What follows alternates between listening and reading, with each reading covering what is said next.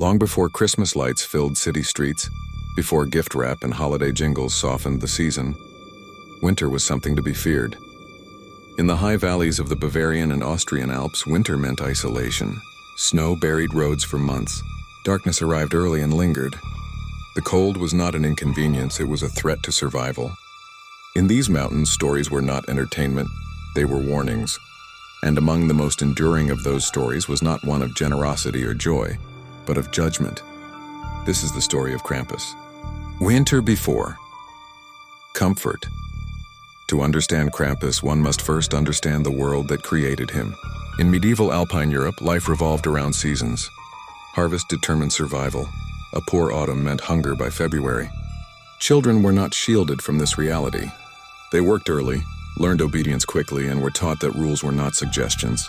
Disobedience did not just bring punishment, it could endanger the entire household. Religion shaped daily life.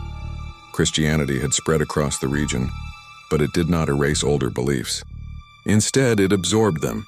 Pagan traditions, nature spirits, and ancient fears blended with Christian morality.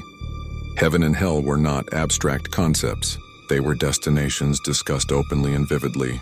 December in particular carried spiritual weight. The nights were longest, the cold was most severe. People believed the barrier between worlds thinned during this time.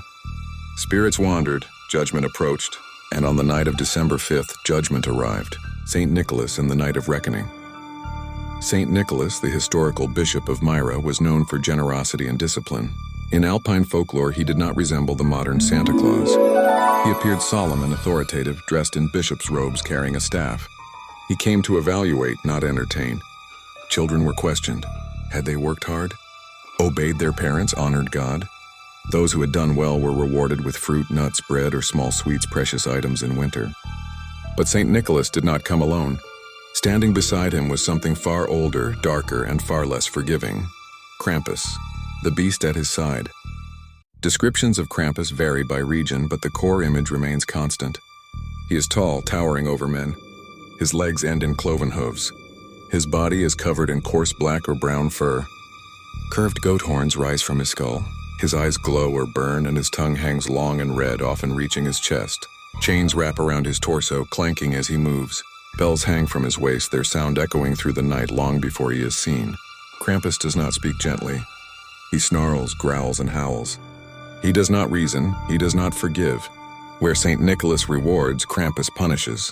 Punishment without mercy. The mildest punishment Krampus carries is a bundle of birch branches known as rootin. These branches were symbols of correction. A child who had been lazy or disobedient might receive a warning strike, or the branches would be handed to the parents as a reminder of discipline. But folklore makes clear that this was only for minor offenses.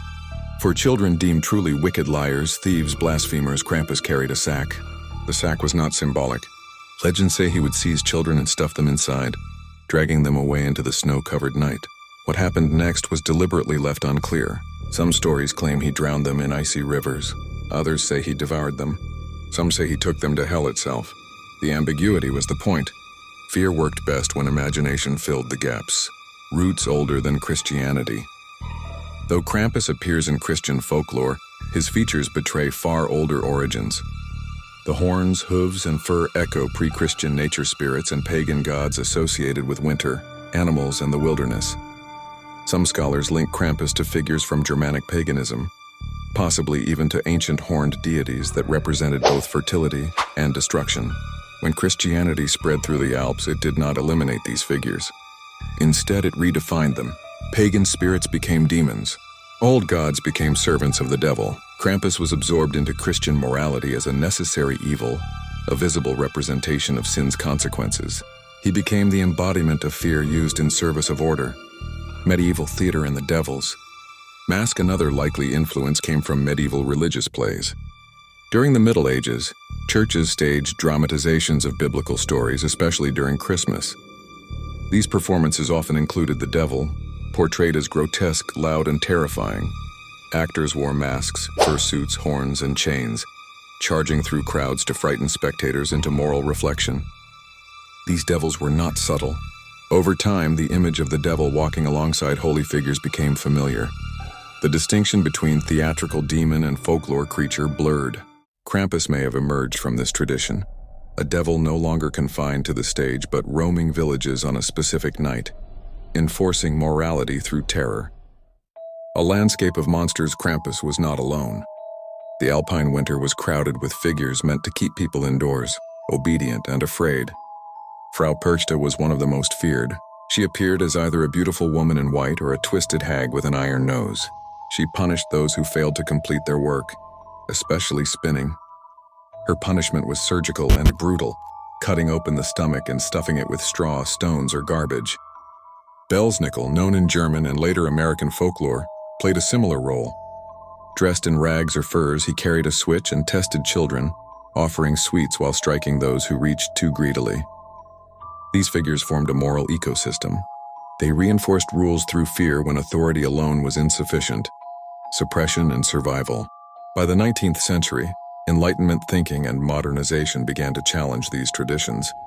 Authorities viewed Krampus as barbaric and inappropriate. In some regions, he was banned outright. Masks were confiscated, processions were outlawed. But fear, once embedded in culture, does not disappear easily. Krampus survived quietly. Stories were told at home.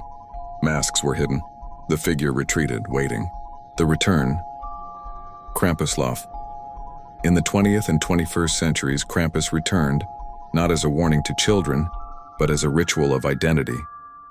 In Austria, Germany, and surrounding regions, the Krampuslauf, literally Krampus Run, became an annual event. Men dress in elaborate hand-carved wooden masks, fur suits, horns, and chains. These are not costumes in the modern sense. They are crafted with care, often passed down or commissioned at great expense.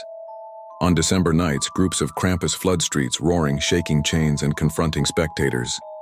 Sparks fly from torches, bells thunder. The sound alone is overwhelming.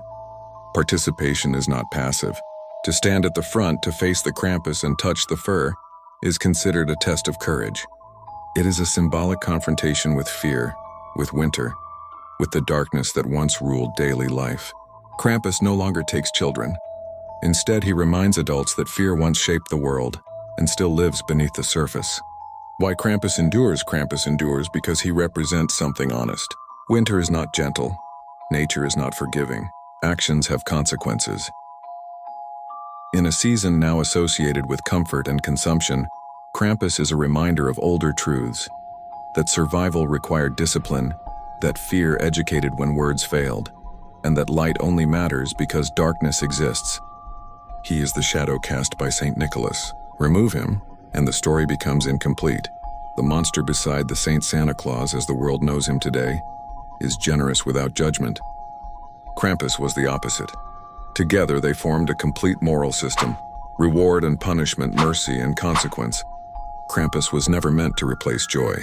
He existed to protect it, and though he no longer drags children into the night, his image still rattles chains in the human mind, reminding us that every celebration was once earned, and every winter survived. So when the snow falls and bells ring in the distance, remember this. Long before stockings were filled with gifts, some were filled with fear. And somewhere in the dark, Krampus was listening.